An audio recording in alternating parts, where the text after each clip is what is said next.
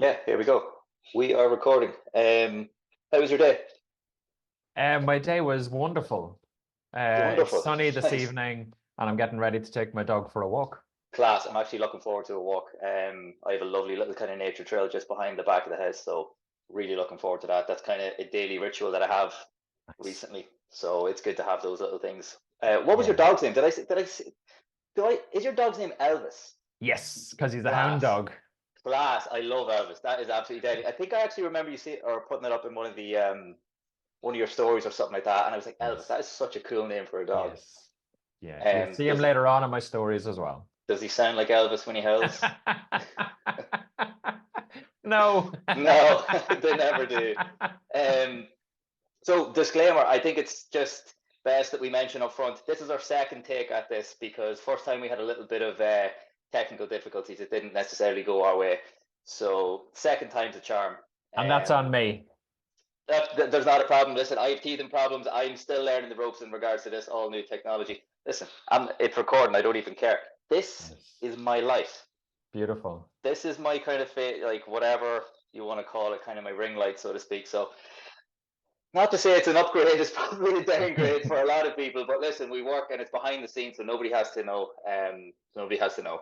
Yeah. Um, so Daddy, thank you very much for coming on board with me a second time. I really do appreciate it. Okay. This time around, we'll probably maybe just condense it down to like even 10 or 15 minutes, just to get some key kind of notes out in regards to the topic of stress. Hmm. Now I'm quite happy to let you take the reins and just see where it goes, but Hmm. I may interject sometimes if I want to actually bring something specific into it, or maybe if I want to go back on something that you touched on, if that's okay.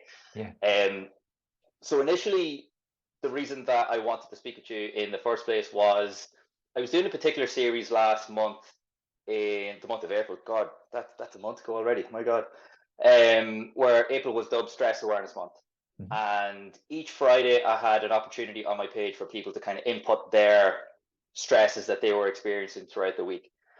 So what I found, I have to come back over the results again, is a lot of the stresses that people are experiencing are within the workplace Hmm. and around financial situations. Now, having a little bit more time reflecting back from our first conversation, I think it's quite obvious as to why that would be. Obviously, cost of living has gone up exponentially. Everybody's feeling the pinch. Um, but more importantly, regardless of what the facts are, how are kind of or what are some simple ways that people can actually manage their stress? So we'll get more kind of specific in relation to what causes stress in a couple of minutes if we need to, but like just to keep it kind of in layman's terms, if somebody's experiencing stress, what is maybe a couple of tips that you can advise to relinquish that stress or to help better deal with that stress? Yeah. So, I mean, stress lives in the body. So, I mean, some kind of form of movement is always helpful to shake out the cortisol, which is the stress hormone that builds up in your body. So some form of movement. It doesn't have to be CrossFit and really aggressive or really Yeah. high standard. It can literally be walking, moving, some form of movement. If you can break a sweat, that's really good. If you can continue to talk while breaking the sweat, that's even better. So I mean, it's roughly zone 2 cardio. Very good. That's helpful. Another is, I mean, I have a journal in front of me. You'll see pictures upside down, but I mean, I journal often about some of the stuff that's on my mind. And often I think some of the things that stress us out is not just what's happening to us, but it's the story we tell about what's happening to us. So, for example, if I have an opportunity to speak in front of a group of 300 people, the story I could tell about that is that's extremely scary and stressful building up to it, versus another story I could tell about it is what an exciting adventure, what an amazing opportunity. So the story or the experience of that same stress is very different depending on the story we tell about these things. Mm, The other thing that causes stress, and again, just to pay attention to, is the expectations of us, other people, and how the world should be. And typically, stress is experienced or suffering is experienced when our expectations are higher than reality could ever be. So, let me give you an example. An expectation that will cause stress is I should always be happy. I should never make mistakes. I should never disappoint anyone. And there should be never any traffic in the way when I'm in a rush. right? Those expectations or stories are going to increase suffering and increase stress, because reality will never meet that, ever. But we never examine or take the time to explore those expectations or beliefs that we have about how the world, us, and other people should be. And just brainstorming them, getting them out of your head and onto paper creates clarity, allows the mind and body to settle a little bit and go, do you know what? I'm never going to hit that. Why am I holding myself to that unbelievably unrealistic standard or expectation? I mean, there's a couple of simple things. I mean, stress lives in the body. So, I mean, typically its connection is really helpful. So typically when we experience stress, we think we're the only one that experiences stress and we're the one that's not good enough. So some form of connection or conversation, even like what we're having. Oh, you're stressed out about traffic when you're late. Oh, I feel exactly the same thing. So we've automatically reduced the shame of, this is just me that experiences this thing. That's really helpful. Learning something new, typically when you're stressed, you don't want to hear somebody say learning something, but some way of feeling like you're growing and expanding into the world a little bit more, that feels good, and it helps us experience a little bit of useful stress rather than just the day-to-day stress. Some form of movement, some form of just grounding in the present. So stress, I mean, I was asked yesterday in a conversation similar to this, where does fear live? Let's change the word fear to where does stress live? Yeah, I mean, super question, right? Yeah. And stress is experienced in the present, but it's typically about things that are going on in the future, or the expectation that we're placing on how the moment in front of us should be. So again, like an example, I was late home this evening to take this call, right? So I was a little bit stressed. I can notice the sensation of stress. So I was probably getting a little bit of sweaty palms. I'm thinking, how am I going to get to Dean from the car when I can only contact him on Instagram or email? And I can't do either of them from the car. So it's stressful, right? I have an expectation of how I should be. The reality is different. And sometimes it's just softening that expectation and saying, what is possible right now? What's in my control? Start from there, not the stuff. We can never change the world. We can only ever change our response to it and the next action in front of us. Yeah, absolutely. Yeah, maybe let Sorry, me Phil. pause there. I was just going to actually say, like, I can absolutely relate to the stress in regards to, and I want to actually maybe talk about this specifically, is not necessarily road rage, but when you're kind of feeling entrapped within a small box. Now, don't get me wrong, like I used to be an absolute bollocks for road rage. I would be the first person to be sticking the fingers up out the window. I, like, embarrassingly, but it got to me. Now I just kind of, it's a lot more kind of water off the duck's back. Like something somebody said to me recently in regards to when we were always kind of caught in traffic because we commute quite a lot. And it was like, there's no point 2 decades being on the road. And that might sound so kind of one, flippant, and two, easy. But when I thought about it, it makes perfect sense because it actually made me kind of internalize and go, okay, there's actually, you know, you're not thinking rationally when you're stressed, especially in that kind of high stress environment, whether it be, you know, doing 120 kilometers down a motorway type of thing, and you got vans and lorries and everything flashing you to get out of the way because they want to just get home even quicker than you. Either it's going to be what, 30 seconds extra. But there was always something that I was intrigued about. That why is it that people experience or seem to experience stress on a magnified scale when they're kind of closed in? Like, realistically speaking, again, I don't want to kind of hone in on the kind of stress within the car situation, but if somebody was to be like absolutely just speeding up behind you, flashing the lights or whatever, it's going to cause you stress and anxiety. Where I was actually going to go somewhere with that. Sorry, I actually lost my train of thought. Apologies. No, but I mean, it's perfect. So again, in a confined space, why do we experience heightened stress as a response? Yeah, perfect. Yeah, you nailed it. Yeah, absolutely. So I mean, there's lots of responses to that question. I mean, it's a great question, right? So why is because, so more or less a stress response is a sympathetic nervous system response. That's a survival, fight, flight, freeze response. So that's a mobilizing energy.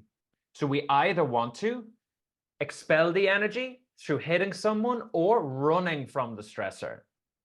So again, this is unconscious. This is in our body. This response happens to something that we perceive through our senses. Mm-hmm. So the filter we have is people shouldn't be driving up my arse, flashing at me to go faster. So that's a filter that tells my body when somebody does that, we're ready to fight. I think that maybe goes back to what you touched on, which was the expectation. We have expectations of certain people to behave a certain way, but then somebody said to me before, the worst thing we can do is assume that other people think the way we do, because we have that certain expectation. And again, when those expectations aren't met, that's when people lose their shit. In my kind of experience. And nobody thinks like you. Nobody thinks like me. Nobody knows how you think until you get to share it in conversation. And that's never going to happen when somebody's on a motorway behind you. Yeah, right? Absolutely. So expectation of how people should be, the reality is different to that expectation. So we cause suffering, let's call it stress. That's how that comes about, right? Yeah. If we change the filter or the belief or the story and just experience what's happening rather than labeling or judging it good or bad, well, then we just experience someone up our bum in the car as a thing. And then we just go, oh, I'll choose my response. It's to move out of the way and wish that person a great day. Absolutely. Yeah. Kill them with kindness. Yeah. 100%. Because then we choose our emotional response rather than giving it outside of us to somebody else. And so often people say, oh, they make me so angry. No. You create your emotional response to the world. We give away all our power for how we feel. And I mean, that's going to trigger people, Dean. And I'm still working on my ability to be able to control or at least manage my own response emotionally. Yeah. But it's much easier to blame somebody else because we've never been taught how to regulate our emotions. So if we don't have the skill set, it's easier to put the control or blame out there rather than ever taking it in here and us taking ownership and responsibility. Yeah. My invitation to people is do not give your happiness away to somebody out there that can press a button that says happy if it goes like this, unhappy if it goes like that. Yeah. Define happiness for yourself. I'm happy when I walk Elvis, my dog.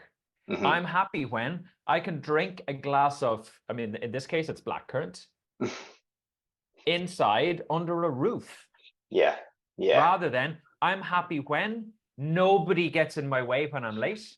I can Instagram from the car and I won't get fined. Like, that's horseshit. Reality is never going to hit that. So you will only ever suffer and you'll only ever stress. But let's go back to the stress response, survival response. There's a mobilizing energy.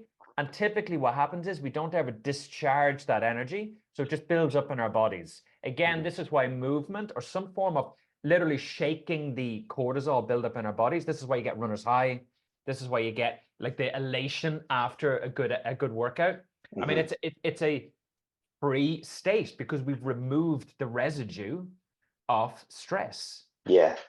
That's perfect. And like I can actually relate to that quite recently because I recently ran my first 10K. And for me, that's a big deal because congratulations. Thank you very much. But distance running is not something I have ever kind of applied myself towards. And like my form of exercise would typically be in the gym lifting weights. That's just what I enjoy. And I think after a while, you start to kind of become used to that. You know, you don't get that kind of elated feelings as much as you would have in the start. Now, don't get me wrong, I still feel great after a workout, and it's my number one prescription for a bad mood. It really, really is. But I just found a different modality in the form of running. It was absolutely amazing. Now, again, just going back to what we were talking about, I have this absolutely beautiful kind of forest trail. It's 2.5 kilometers loop. And just the fact that there's trees, you're out in nature, you're kind of killing two birds with one stone because a lot of people say go out in nature. A lot of people say exercise. When you can combine the two and even maybe more than two, I just feel like the results are magnified even more. So I can absolutely attest to that. Yeah, beautiful. I mean, let me tell you again why nature is really healing for us, right? So put yourself in a car, sympathetic response, as in survival response, because somebody is driving aggressively behind you. You fight, flight, freeze, energy running through your system. Let's call it cortisol, but it's sympathetic nervous system. So threat response is high. You're typically going to experience more anger, frustration, anxiety, doubt, depression, fear, all this kind of stuff, right? Now let's move it to parasympathetic activity. This is why my business is called Vitamin P Coaching.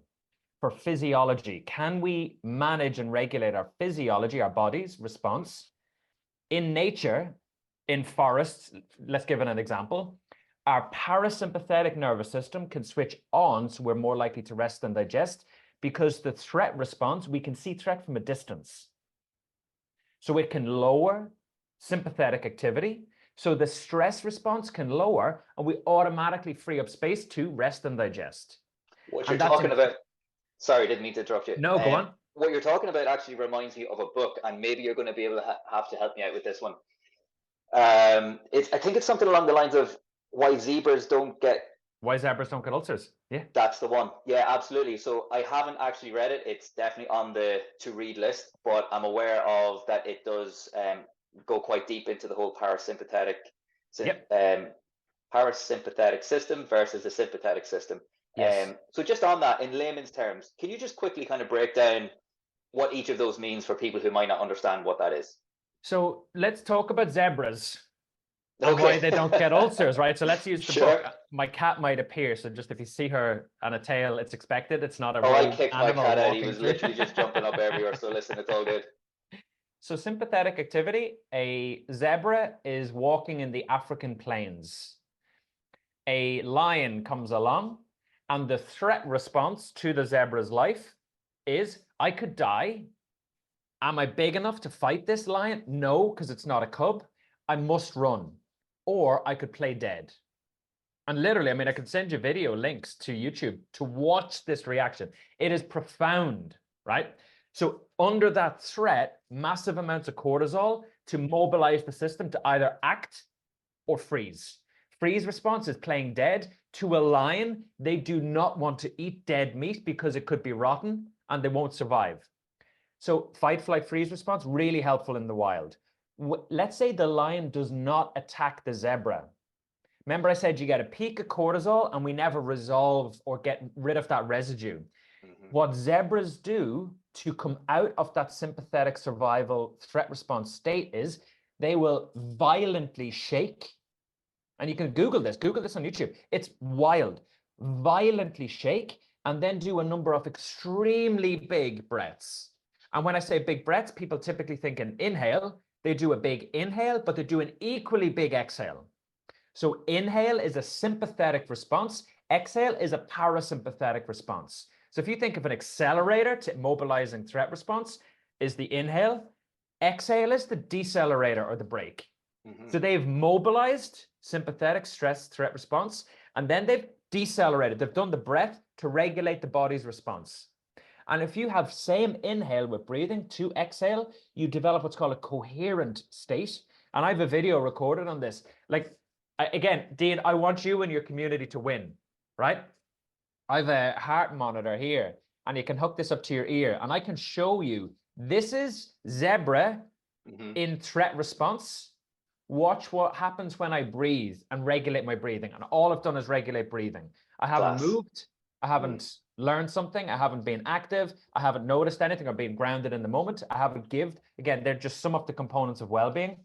All I've done is control. Same inhale, same exhale. So I'm regulating my nervous system, sympathetic to parasympathetic. I'm telling my body it's safe. Threat response is over.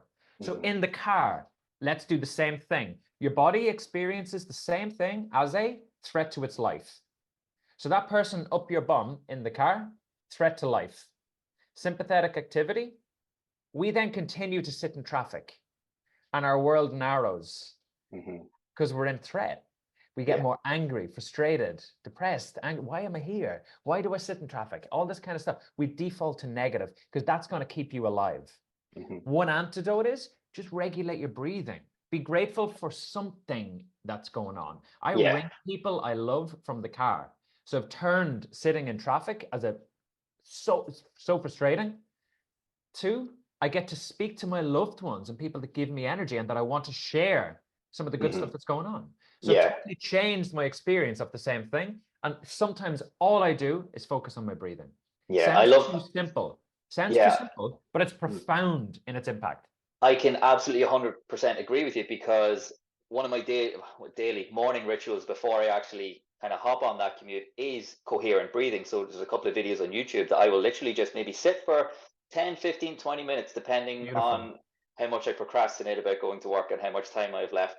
Yes. And it is really, really kind of, I'm not going to say life changing, but it changes your day. It really, really does, because there was a time there I kind of fell out of the habit of doing my breath work, and it's noticeable. It really, really is. And again, you just said to the point, it's so simple. And a lot of people will probably just agree with that and say, nah, there's nothing to it. It's too simple. Try it. That's what I would just love to say to people. Absolutely try it. So yeah, like I think just being able to regulate your breathing and just be more a little bit present again. And you touched Dean, on something there. Sorry, go ahead. do you want to show your audience? I have my sensor here. We can hook it up to Zoom. Yeah, absolutely. Yeah, go for it. Give me 1 second. So it's gonna look a bit weird if people are watching, right? So this is Cool. just a heart sensor. I bought this just to be able to show people the value of this, right? So it looks a bit weird. It's literally just so I can do this. So just give me a second. Okay, I'm gonna join Zoom. I love this stuff and I wanted data. So you'll see me joining. Don't worry about this. No audio. Stay participant. Okay, I'm gonna make myself a host. Because again, we can talk about the stuff, or I can show you literally, here's my heart. Really? This is Yeah, absolutely amazing. I'm so interested. Go with it. I'm here to enjoy it. this is profound. It makes me so happy, right? Boys So and their toys. yeah, because I mean, here's the start broadcast. So this should start in a second. Yes. Okay. Wow. So here's my heart. So see heart rate variability in the middle. So this is a measure of my sympathetic to parasympathetic activity. So the variability between those two. The higher the number, the better. You see my coherence score at the top and the middle is 2. Yep. Now it's lower. Watch, and then you see in this app, it shows me how to breathe on the top. So it's breathe in, now it's breathe in, I'm with you. and now it'll show me breathe out. So just watch. All I will do is follow the breathing and just watch the heart rate variability change in the middle. So it's a little bit chaotic right now. So this is a threat response because I'm being recorded. I want this to go well for Dean, all that kind of stuff. Let me turn off the video as well, just a second. Oh, I can't. That's okay. So just watch. All I will do is the coherent breathing. Watch the chaos turn to what's called a coherent signal. So it'll be a really smooth graph like this, a sine wave, like a really good piece of music. Just watch. Cool. And you can follow along if you're watching. Dean, you do this as well. So now I'm exhaling. Now I'm going to inhale. We're at 122. So watch 30 seconds.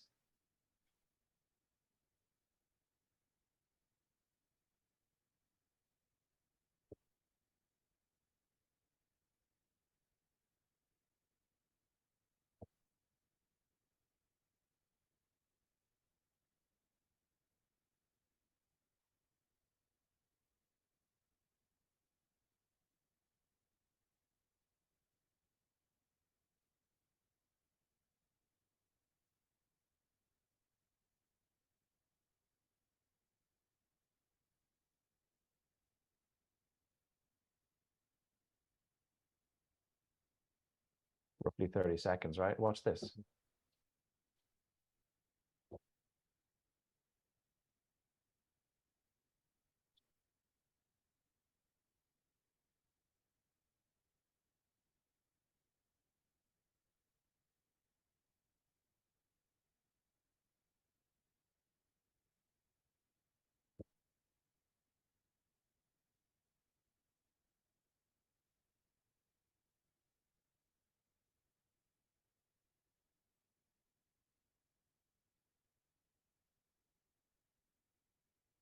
So if you want data, look at that heart rate variability That's difference. class. And it's so quick as well, as in like So how quick. quick you're able to regulate. That's absolutely amazing. There we go. What I was saying is I'm surprised at how quick that Yes. actually that you're able to kind of regulate. Am I right in saying that? Is that what's happening? You're able to regulate. So when I say regulate, what is being regulated? Is it your heart rate? What's going on there? So that's me telling my nervous system that I'm safe. Okay. And when my nervous system feels safe, my body is safe, my emotional range will increase, it'll become more positive. My thoughts will widen, they'll be kinder, they'll be less narrow and constricted. And I'm more likely to act in a way that's intentional, how I choose, rather than reactive, how I expect to be, or just being anger or any of this kind of stuff. It's just not a useful pattern. I can be more intentional. How do I actually want to be in the world? That's what's regulated right there. You saw it with the Awesome. data. Yeah, Beautiful. that's class. And if anybody's watching, like this is literally the proof is in the pudding. And again, I love the way everybody just kind of flips it off and says, "Oh, look, it's so simple. Something that's so simple can't work." It absolutely does. And as I said, just going back to the point, just try it. It's an absolute game changer. It is for me anyway. It might not be a particular modality that works for somebody else, but absolutely, I think it's great. Going back to something that you did say, you mentioned connection in Mm. regards to helping alleviate the symptoms of stress. Hmm. Again, I'm not here just to blow smoke up your ass, but I'm going to absolutely agree because, again, this is something that I can relate to quite recently. Somebody reached out to me within the last couple of days with the simple question, "Hey, bud, how are you?" And to be quite honest with you, I was having a couple of shitty days. Mm. I was probably stressed, Hmm. letting my emotions get the better of me, not maybe doing the daily habits that would have helped me regulate myself. But regardless of all the things that I wasn't doing, the response that this person gave me was simple as, "Look, we all have shitty days, mate." And just, again, that kind of human connection to know I'm not on my own. I'm not the only one that experiences stress. And Yes. again, going back to the point, it sounds so simple, but just, I don't know if it's a psychological thing to have somebody relate to us. It really, really does kind of just help the situation. That's the best way I can put it. But you Um, also heard there, Dean, somebody say your expectation of never having shitty days is not the reality. It's okay to have shitty days and good days. So it gives you permission to feel what you feel. yeah, So yeah, there's and no judgment or shame. Like, yeah, I'm not good enough. that's something I typically struggle with, which is obviously I'm running this mental fitness page to promote, positivity and positive mindsets. And I feel sometimes like a little bit of a phony if I am to have a bad day, which Yes, is same. completely wrong and irrational. Yeah, But but same. I probably suffer or not suffer. I probably punish myself a lot more on that particular topic than I need to. Mhm. But again, it's just part of the full spectrum of experiencing human emotions, really. So can I bounce back to this? Yeah. So you not allowing yourself to feel the flow of good and bad is saying to other people, even though you're trying to move them towards positive, Mm. you're saying when you feel negative, that's not good. Instead, if we just accept when I get negative, here's what I do to create fitness for myself to move back to a wider spectrum of emotions that includes both negative and positive. Hmm. Do you see what I mean? So the negative doesn't have to capture you because you have the fitness, which is just a skill set in motion often, to widen your perspective. And we've shown you with the breathing, here's a simple way to tell your body it's okay. Then we go to emotions. What am I feeling? I'm feeling anger. What's causing anger? Oh, well, I have a expectation of how I should be and I'm not meeting it. Okay, cool. What are you going to do about it? Hmm. So what's the movement? So emotions are emotion, energy and motion. All emotions are signal for some movement. When we get stuck in the emotion because we judge it as bad, so we judge us as bad, we get stuck in the emotion. I'm coaching somebody, I've coached them for the last 6 years, running a multi-billion dollar business. And one of the conversations we had a couple of months ago, they said, how do I get rid of anger? And I said, because your expectation is I should not experience anger, when it shows up, you add so much resistance to anger, it is only ever going to increase. Just accept it's going to be there. Yeah. And then when it shows up, it's there. Okay, what's it telling me? And then I just act. Yeah. Yeah. That's it. Yeah, and it's going back to one of these things. I wish in the time I could have practiced what I preach. But what I would say to somebody in that situation is just try to be a little bit more mindful and be a little bit more living in the present. Like I know I'm not going to go into the specific examples, but I know I was worrying about the future. Yep. Which isn't in the present. And I know why a lot of people maybe feel sadness or depression is because maybe they're ruminating about the past. Yes. So I think it's super important to be able to, well, one, be able to regulate yourself, but two, just remind yourself of the present moment. And that's absolutely something that has helped me regulate my stress and maybe anger symptoms a lot more than I would have been able to handle maybe years ago when I didn't have control of my emotions. Yes. And again, it's the things out there have control over our emotions. How might we bring that back in? One is just accept it. Then it's get curious about the emotion rather than judgmental of the emotion. Then it's what's the movement this is inviting me? Anger is away from something. Joy is towards something. Frustration is away from, but it's also towards a brighter future. You can see something different or better that you want. How might I move towards that? What's the action? What's in my control? I mean, then you channel, you move with life rather than resisting it. Yeah. It's so powerful. So Absolutely. simple.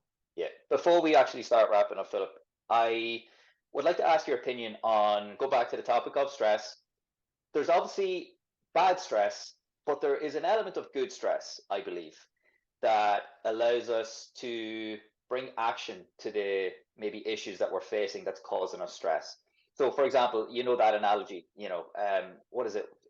The crab that grows its shell, just maybe you can finish that one for me. But like, it's again, stress is useful in certain ways. Is there any kind of examples that you could maybe give us that stress is useful? So when somebody kind of recognizes it, they can turn that negative into a positive. Yeah, I mean, when you are not experiencing stress for long enough, you get bored, right? Wow. So, Okay, but that's but powerful. but true story. So, Yeah. Flow by Mihai Csikszentmihalyi. I had to practice saying his name a lot. More or less, challenge meets skill on a graph and flow is in the middle. It's a linear relationship. And I mean, look up the research. I mean, there's lots of research on this exact thing, right? Challenge, if there was no challenge, but you were very skilled. So let's give it an example. You're a soccer player and the team that you're playing against is awful. It's boring. Let's increase the rate of how good they are. You're going to feel a little bit more stretched because it's stress. Because it's stretching your capability. It's asking more of your skill. Again, typically, stress is not negative. It's our perception of stress, the story we tell about it, and our body's response. And we typically aren't taught how to regulate the stress response. We've talked about breathing. We've talked about movement. There's some ways that are really simple to move with the emotion of stress. But again, so there's a stress and then there must be a recovery. There must be a balance. And so it's just noticing I'm feeling a little bit too much stress. How might I rest? How might I actively recover right now? How might I balance the stress with recovery? What is it? I say to people, you're never overworked, you're under-recovered. Very So good. let's change it. You're never overstressed, you're under-recovered.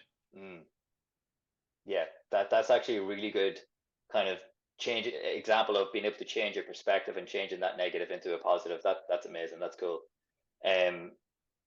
Yeah, that was all I had for you this time around, Philip. Awesome. I'm happy with what we have here. Again, the whole reason for this was to revisit the idea around stress and hopefully put out some content, short clips that people will be able to relate to. And I definitely know for a fact there is a couple of topics here that I'm going to be able to dissect, digest, and be able to put up. That one or two people have actually reached out to me About. I'm just going to leave it at that, and I think this is actually going to really help those particular individuals who were really looking forward to talking or listening to the talk that I had with yourself on that particular topic. And maybe just to say, I mean, I experience all of the same things that people have probably brought to you. Yeah. I promise you, if you feel the human experience of both yin and yang, bright and dark, positive and negative emotions, you're not on your own. Mm-hmm. It's part of the human experience, but typically if it's negative, we judge it as bad, so us as bad. You are not bad for experiencing anger, shame, frustration, depression, lostness, uncertainty, fear, any of that stuff. You're human, and that's okay. Welcome to the club. I promise you're in good company. And I mean, Dean, just to say to you as well, much love for what you're doing. Keep going. People Absolutely, need brother. you, but we Appreciate must but start with self-acceptance of when those emotions show up, so that then we give people permission to feel what they feel and then move with it. Yeah, Really absolutely. powerful. But by no means do I have it figured out. This is absolutely a learning curve for me. Same. Yeah. Forever. So I don't think there's anybody who can actually say with confidence that they have it all figured out. So They look, don't. it's all trial and error. Philip, where can people find you if they're looking for you? Just Vitamin P Coaching on Instagram and LinkedIn, Philip Brady. And again, if people are happy to talk, I'm happy to talk too. Sweet. I'm happy to just put up a couple of clips of our conversation. I'm going to tag you in them. And again, if people want to get in touch, I absolutely would recommend it. Philip, you're an absolute gent, and I appreciate your time. I appreciate the conversation as always, and I hope to do it again in the future. And Look just forward to whenever we it. stop recording here, I'm just going to send you another wee message just to confirm everything. Awesome. Appreciate it. Thank you, Dean. Sweet, man. Appreciate it. Have a good weekend. Take care. Bye-bye. See you, mate.